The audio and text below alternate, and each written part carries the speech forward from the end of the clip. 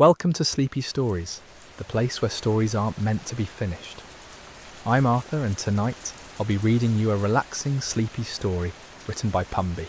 Our tale this evening takes us to a hidden village where moonlight weaves itself into cloth, and a young weaver discovers magic in the quietest hours of night. Let your breathing settle. Allow your shoulders to drop. There's nowhere you need to be but here. In a valley cradled between silver-barked birch forests and gentle hills, there existed a village that mapmakers always seemed to miss. Not because it was enchanted, though some would later claim it was, but because it rested in a fold of the land where mist gathered thick as wool each evening. The village had no particular name. Its residents simply called it home. Alara lived in a stone cottage at the edge of this nameless place, where the cobbled streets gave way to meadow grass. Her cottage was small, with a thatched roof that rustled in the breeze and windows that caught the afternoon sun just right. Inside, a wooden loom dominated the main room, its frame worn smooth by generations of hands. It had belonged to her grandmother, and her grandmother's mother before that. During the day, Alara wove ordinary cloth, sturdy wool for winter cloaks, linen for summer tunics, cotton for the baker's aprons. Her fingers moved across the threads with practiced ease, the shuttle flying back and forth in a rhythm that required no thought. The villagers praised her work. The cloth was well made, reliable, exactly what they needed. But Alara felt something missing. Each bolt of fabric she completed looked like every other. Functional, yes. Beautiful, perhaps. Yet there was no spark in it. No breath of something beyond the simple crossing of warp and weft. She'd learned every pattern her grandmother had taught her. She'd mastered every traditional design passed down through her family. Still, when she ran her hands across the finished cloth, she felt it was somehow incomplete. The villagers didn't understand her dissatisfaction. "Your weaving is perfect," they'd say, examining a length of fabric she'd just cut from the loom. "What more could you want?" She couldn't quite explain it. How do you describe the absence of something you've never experienced? It was like knowing a song exists but being unable to hear the melody. One evening in late autumn, when the air turned crisp and the stars emerged sharp as pins, Alara found herself unable to sleep. She'd gone to bed at her usual hour, but rest wouldn't come. Her mind churned with half-formed thoughts. After an hour of turning beneath her quilt, she rose and padded downstairs. Moonlight streamed through her windows with unusual brightness. The full moon hung low and enormous, its light thick and almost tangible. On impulse, she lit a single candle and sat at her loom. Her fingers found the familiar threads. She began to weave, not from any pattern she knew, but simply letting her hands move. The shuttle passed through the warp. Her feet worked the treadles. Back and forth the rhythm settled into her bones. Then something strange happened. The moonlight seemed to pool on her loom, gathering in the threads like water in a cup.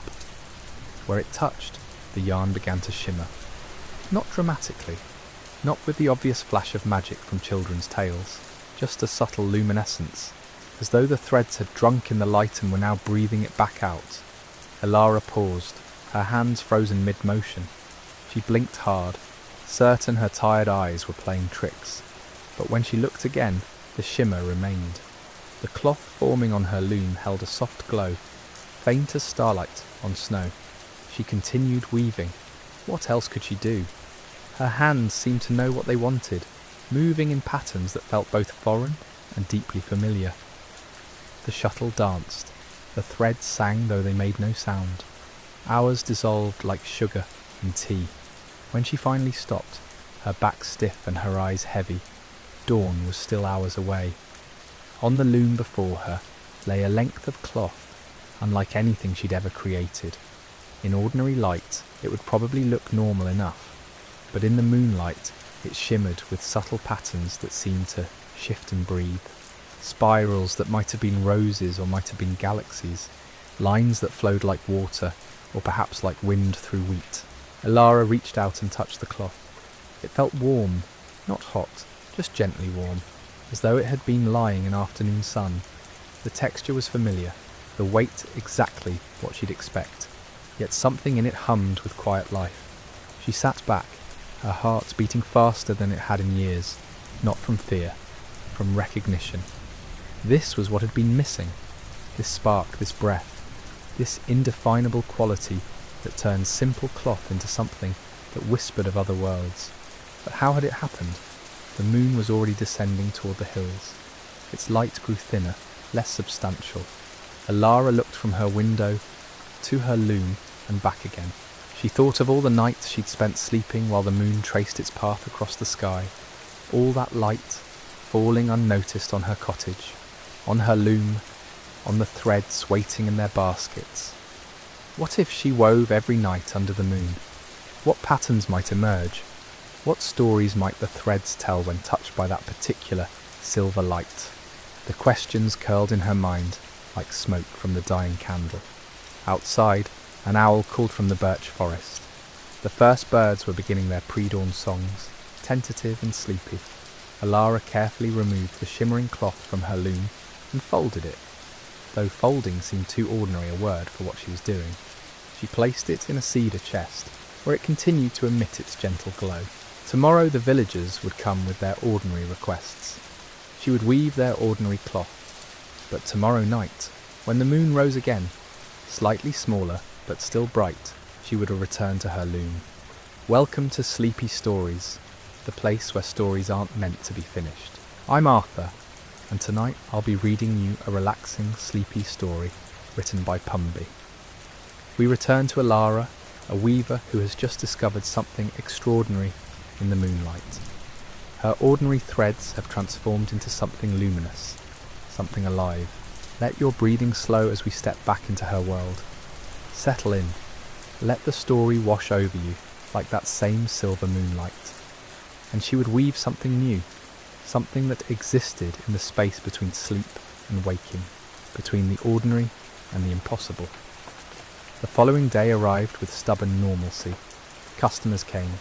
They needed tablecloths for harvest festivals, blankets for new babies, sturdy fabric for winter coats. Alara measured and cut, quoted prices, accepted coins.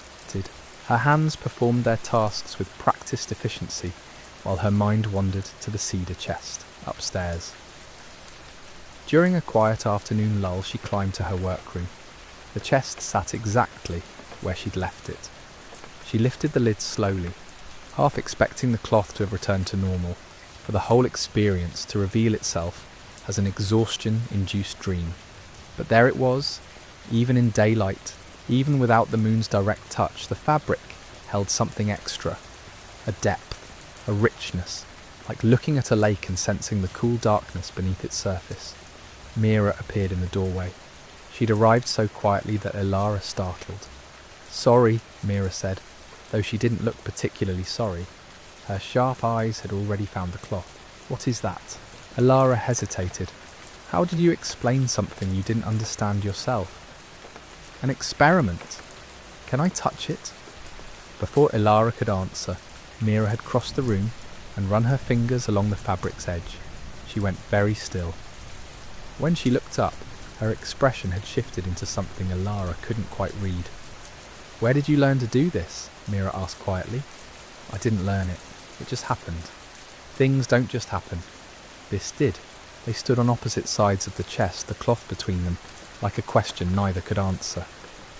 Mira's fingers traced the patterns that weren't quite roses, weren't quite galaxies. "My grandmother told me stories," Mira said finally, "about weavers who worked under specific conditions. Moon weavers, she called them. I thought they were just tales to make washing wool more interesting." Alara's pulse quickened. What did these moon weavers do? Created cloth that held properties, warmth that never faded, colours that shifted with emotion, blankets that brought good dreams. Mira paused. Grandmother said the practice died out generations ago, that the knowledge was lost. Maybe it wasn't lost, maybe it was just sleeping. The words hung in the air between them. Outside, a cart rattled past. Someone called a greeting. The ordinary world continued its ordinary business, completely unaware that something extraordinary was unfurling in the weaver's cottage. Will you do it again? Mira asked. Tonight? I think I have to. That night, Alara prepared differently. She selected threads with more care, considering not just colour and weight but something else. Something that had no name. A vibration, a resonance. She chose deep blues and silvers, threads that already seemed to hold moonlight in their fibres. When the moon rose, she was ready. This time, she paid attention to everything.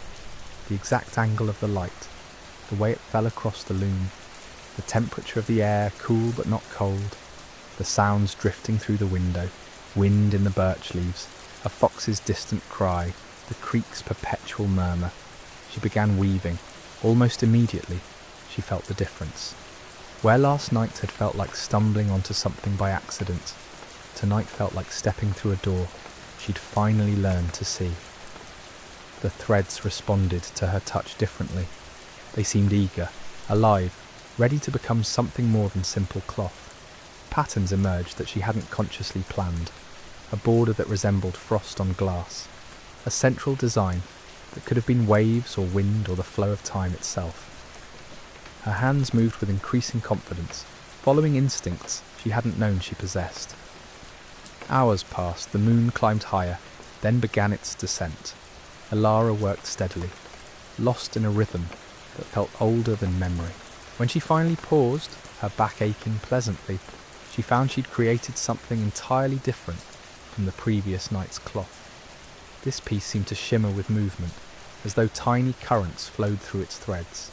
When she shifted her angle, the patterns rearranged themselves, showing new configurations, new possibilities.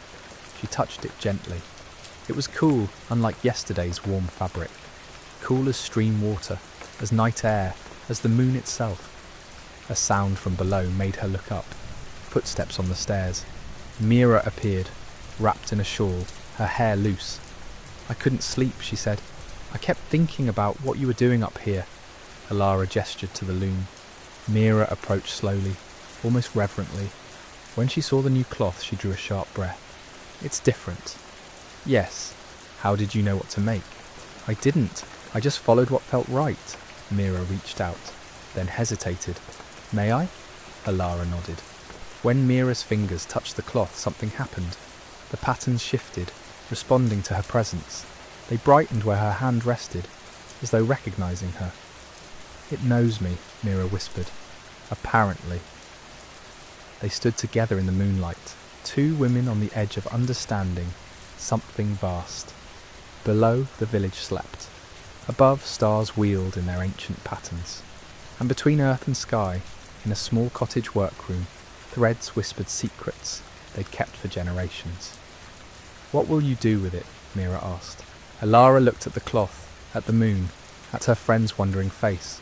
Welcome to Sleepy Stories, the place where stories aren't meant to be finished. I'm Arthur, and tonight I'll be reading you a relaxing, sleepy story written by Pumby. We continue our tale of Alara, the weaver who's discovered something remarkable in her moonlit workroom. Let yourself sink deeper into comfort as we return to this quiet village where magic and thread intertwine. Take a slow breath, and let's see what unfolds next. I don't know yet, Alara admitted. The question hung between them like morning mist. What did one do with cloth that responded to touch, that shifted its patterns like living water? It wasn't meant for a market stall. That much seemed clear. Keep it, Mira said finally, at least until you understand more. Sound advice! Alara carefully removed the fabric from the loom, folding it with the same care she'd use for butterfly wings. The cloth seemed to sigh as she laid it in the wooden chest where she kept her finished pieces.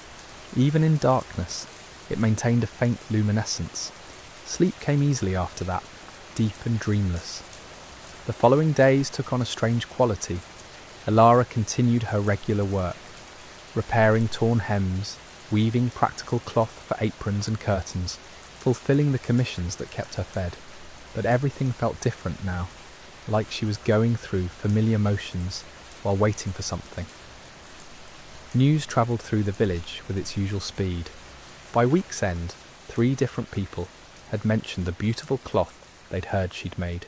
Details had already transformed in the telling. Some said it glowed like captured starlight. Others claimed it showed visions of the future. One particularly creative rumour suggested it could heal wounds. "Let them talk," Mira advised over tea. "Mystery is good for business."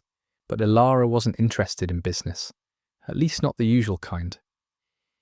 Each night she returned to the loom, not always to weave, sometimes simply to sit, to watch moonlight paint silver across the wooden frame, to let her mind wander into that strange space where intention and intuition blurred together.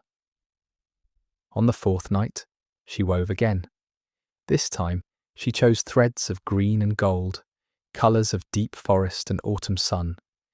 Her fingers moved with growing certainty, creating patterns that seemed to emerge from somewhere beyond conscious thought. A spiral here, a branching design there, elements that could have been leaves or flames, or the pathways of rivers seen from great heights. When she finished, the cloth radiated warmth. Not heat exactly, but the sensation of standing in dappled sunlight beneath ancient trees. She could almost smell pine sap and rich earth. She left it on the loom overnight. Morning brought an unexpected visitor. Old Thomas, who lived at the forest's edge and rarely came to the village centre, stood at her door. His face was weathered as driftwood, his eyes sharp despite his years. "Heard you've been doing night work," he said, without preamble. Ilara considered denying it, then simply nodded. "My grandmother did the same." He stepped inside without invitation, moving with the confidence of someone who'd earned the right to certain liberties. "Back when I was barely tall enough to see over the table edge." He climbed the stairs as though he'd done it before, though Ilara knew he hadn't.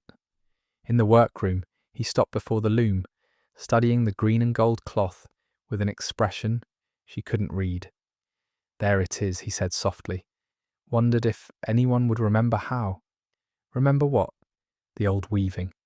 The kind that pulls down more than thread. He turned to face her. "You're doing it by instinct, aren't you? No one taught you? No one could teach me something they don't know exists." A smile creased his weathered face. "Fair point. But it does exist, has for longer than this village, longer than anyone's memory. My grandmother said her grandmother knew it, and hers before that. Women who could weave with moonlight, with intention, with something the old language had a word for, but we've forgotten." Ilara's heart quickened. What happened to them? Same thing that always happens. Times changed. People got practical, forgot the old ways. Grandmother was the last in our family. She tried teaching my mother, but it wouldn't take. Said you can't force it. It chooses who it chooses. "Why are you telling me this?" Thomas moved to the window, looking out over the village rooftops. "Because it's choosing you, girl. And you should know you're not the first, won't be the last. There's patterns bigger than what you're weaving into that cloth." He left as abruptly as he'd arrived, offering no further explanation. Ilara stood in the empty workroom, processing his words. She'd thought herself alone in this discovery, isolated by something inexplicable, but apparently she was part of a thread stretching back through generations. Women she'd never meet, working in moonlight, discovering the same strange truth she was uncovering now. The thought was oddly comforting. That evening, she didn't weave. Instead, she walked to the forest edge where Thomas lived, carrying questions she hadn't yet formed into words. His cottage was small, neat, surrounded by carefully tended herbs and vegetables that somehow thrived despite the heavy shade. He was sitting outside as though expecting her. "Took you 6 hours," he observed. "Thought it might take longer. I need to know more." "Course you do. Sit down then. This'll take a while." "Wariwa biswadeha." As the sun lowered itself toward the horizon, painting the sky in shades of amber and rose, Thomas began to speak. He told her about his grandmother's work, about cloth that could ease pain or bring clarity to confused minds, about pieces that seemed to hold entire landscapes within their threads, about the discipline required, the patience, the listening. Welcome to Sleepy Stories, the place where stories aren't meant to be finished. I'm Arthur, and tonight I'll be reading you a relaxing, sleepy story written by Pumby. This is part 4 of our tale about Ilara, A weaver who's discovered an ancient craft that works with moonlight and intention. Let your breathing slow, your body settle, as we continue her journey into the old ways. The listening was hardest, Thomas said, his voice carrying the texture of distant memory. Grandmother would sit at her loom for hours, hands still, just listening. To what I never understood as a child. Thought she'd gone a bit strange in her later years? He paused, fingers tracing patterns on the armrest of his chair. But she was hearing what the work needed, not what she wanted to make, but what wanted to be made through her. Alara leaned forward. The concept felt familiar, like recognizing a face she'd seen only in dreams. Did she ever explain it differently, in a way that makes sense to someone who hasn't done it? Thomas considered this, watching a moth circle lazily in the fading light. She said once that most people push their will into things, force the world to match their vision. But the old weaving worked the other direction. You made yourself quiet enough to hear what was already there, waiting. Then you just gave it form. That's what the green and gold cloth felt like I was discovering it rather than creating it. Exactly, Thomas nodded slowly. And that's why you can't rush it, can't force it to a schedule. It happens in its own time, follows its own rhythm. Try to hurry it, and it slips away like water through your fingers. A breeze moved through the herbs surrounding the cottage, releasing their scents into the evening air. Lavender and thyme, rosemary, and something else Alara couldn't name. The combination was soothing, settling something restless in her chest. Were there others, besides your grandmother? In the village? Not that I knew of, but grandmother had a friend who'd come visit sometimes, woman from 2 valleys over. They'd talk in low voices about their work, comparing techniques, sharing discoveries. I remember them laughing once about how their husbands thought they were just gossiping about ordinary things. His smile held fondness and old grief together. Maybe there were more, scattered, doing their work quietly, never advertising it. The sun had nearly set now, the sky deepening into twilight. Stars were beginning to emerge, faint at first, then growing bolder as darkness claimed its territory. What happened to the pieces she made? Thomas was quiet for a long moment. When he spoke, his voice had shifted, become softer. Most of them wore out eventually, got used, served their purpose, returned to thread and dust like everything does. But there was one piece she kept separate, never let anyone use, said it was too important, too dangerous. After she died, I searched everywhere for it, never found it. Dangerous how? She never explained. Just said some patterns shouldn't be woven unless absolutely necessary, and even then only by someone who understood the consequences. Oi, he met Alara's eyes, which made me think the consequences were significant. This opened new territory in Alara's mind. She'd been thinking of the work as benign, helpful at most. The idea that it could be dangerous hadn't occurred to her. Do you think I should stop? No, the answer came without hesitation. I think you should be careful, learn everything you can, respect what you're doing, but stopping would be like asking a river not to flow. This thing has chosen you. Better to learn to navigate it than pretend it isn't happening. They sat in comfortable silence as night settled fully around them. Somewhere in the distance, an owl called, the sound carrying clearly through the still air. Finally, Thomas stood, his joints making small protests. Come back tomorrow if you want. I'll show you grandmother's notebooks.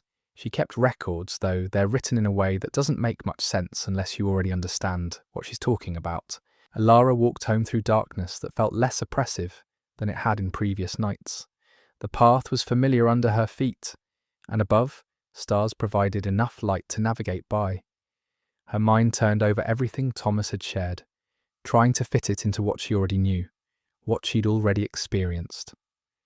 Back in her workroom, she lit a single candle and stood before the loom. The green and gold cloth seemed to shimmer in the uncertain light, almost as though it generated its own subtle glow. She reached out, letting her fingers brush the fabric. It felt warm, alive in a way that ordinary cloth never did. What are you, she thought. What are you becoming? No answer came, but she hadn't expected one. Not in words, anyway. Instead, she felt a gentle pull toward the bench, toward the shuttle resting beside the loom. The moon was rising outside her window, its light beginning to stream through the glass. She sat down. Her hands found their positions without conscious thought, muscle memory taking over. But tonight felt different. Instead of immediately beginning to weave, she paused. Remembering Thomas's words about listening, she let her hands rest still. Let her breathing slow. Let her mind quiet. At first there was nothing, just the ordinary sounds of night, the creak of the house settling, the distant bark of a dog. But gradually, beneath those surface noises, she began to sense something else. Not a sound exactly, more like a presence, a knowing. It felt ancient and patient, like something that had waited a very long time for her attention. Alara closed her eyes, focusing on that subtle sensation. It grew stronger, more distinct, and in that moment of deep listening, she understood what the cloth wanted to become next. Her hands began to move. Welcome to Sleepy Stories, the place where stories aren't meant to be finished. I'm Arthur, and tonight, I'll be reading you a relaxing, sleepy story written by Pumby. We continue our journey with Alara, a weaver who has discovered something extraordinary in her craft. As her fingers move across the loom, she's learning to listen to patterns that speak in ways beyond words. Let your breathing slow as we return to her workroom, where moonlight streams through the window, and ancient knowledge waits to be understood. The shuttle moved differently now, not faster or slower, but with intention that felt separate from her own. Alara's conscious mind stepped back, becoming observer rather than director. Her hands knew what to do. Thread slipped through warp with liquid smoothness, each pass building on what came before. The pattern emerging was unlike anything she'd created previously. Where the healing cloth had been gentle curves and soft transitions, this new work contained sharper angles, more defined geometry. The colours shifted as she worked, the green deepening to forest darkness, the gold brightening to something almost white. She wove for hours, lost in the rhythm. Time became irrelevant, measured only in completed rows in the growing length of cloth. When she finally stopped, pulled from her trance by the ache in her shoulders, dawn was breaking outside. The candle had burned down to nothing. Alara stood, stretching muscles stiff from stillness. She looked at what she'd created. The new section of cloth seemed to pulse with quiet energy. Running her hand across it, she felt something like recognition, as though the fabric acknowledged her touch. But there was also distance, a sense that this piece served purposes she didn't yet comprehend. She left the workroom, suddenly exhausted. Sleep claimed her the moment she lay down, deep and dreamless. When she woke, afternoon sun slanted through her bedroom window. She rose feeling surprisingly refreshed despite the short rest. After eating, she walked to Thomas's cottage. He was in his garden, hands dark with soil, transplanting seedlings from small pots into prepared ground. He looked up at her approach, reading something in her expression. "You wove last night?" Not a question. "Until dawn, something different this time. Come inside." He brushed dirt from his hands and led her into the cottage. The interior was cluttered but organised, every surface covered with objects that clearly held meaning. Books, stones, dried herbs hanging from ceiling beams. He pulled a wooden chest from beneath a table, opening it to reveal several leather-bound notebooks. Grandmother's records. She was more systematic than most who work with pattern weaving, tried to document what she learned. He selected one notebook, its cover worn soft with age, and handed it to Alara. She opened it carefully. The pages were filled with tight handwriting, occasionally interrupted by sketches of patterns, diagrams of thread arrangements. Much of it made little sense at first glance, references to concepts she didn't recognize, but one passage caught her attention. The cloth remembers what hands forget. Each thread carries intention forward, building memory into the weave itself. The weaver must remain clear, must not impose personal desire onto the pattern. Let the work reveal its own nature. Force nothing, allow everything. Alara read the words twice, feeling their truth resonate. That was what she'd done last night, letting go of control, allowing her hands to follow rather than lead. "May I borrow this?" Thomas nodded. "Keep it as long as you need. Just bring it back when you're finished." She spent the rest of the afternoon reading, sitting by Thomas's fire as he moved quietly around the cottage. Grandmother's observations opened doorways in her understanding. The old woman had spent decades exploring pattern weaving, documenting successes and failures with equal care. One entry described a cloth that could ease grief. Another detailed a weaving that had gone wrong, becoming heavy with unintended emotion, having to be carefully unmade thread by thread. That passage made Alara pause. She hadn't considered that her work might fail, might create something harmful rather than helpful. The responsibility of what she was learning settled more heavily on her shoulders. As evening approached, she thanked Thomas and walked home. The notebook felt substantial in her hands, weighted with more than paper and ink. In her workroom, she stood before the loom again. The cloth seemed to wait, patient and knowing. She thought about grandmother's words, about allowing rather than forcing, about clarity of intention and respect for the work. Slowly, she reached out and touched the fabric. It was warm beneath her fingers, alive with potential. Tomorrow she would weave again, but tonight she would simply sit with what she'd learned, letting understanding deepen before moving forward. The moon rose outside her window, its light falling across the loom in silver streams. Lara pulled her chair close and sat watching the way moonlight played across the threads, creating shadows and highlights that shifted with each passing cloud. In that quiet observation, she felt the work teaching her, not through words or explicit instruction, but through presence, through the simple act of paying attention. Hours passed.